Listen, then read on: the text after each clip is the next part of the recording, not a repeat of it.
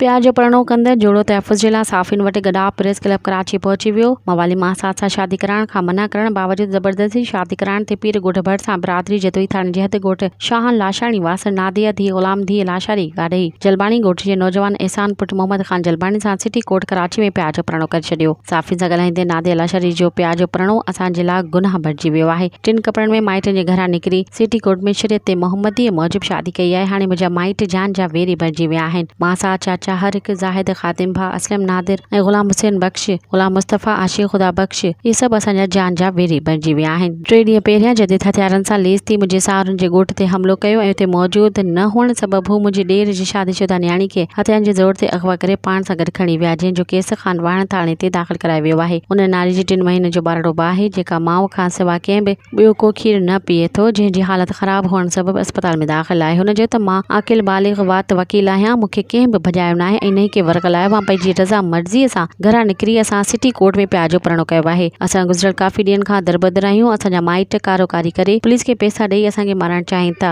हुन chief justice Sindh high court इंसानी हक़नि जी तंज़ीम IG Sindh SSP नशीरो Firoz SSP Khairpur ऐं ॿिनि वसवारनि इदारनि खे अपील था कयूं त मां मुंहिंजे मुड़ुस सावरनि सां तहफ़ुज़ फराहम करे ॾेर जी न्याणी बाज़ियाब कराए ॾिनी वञे।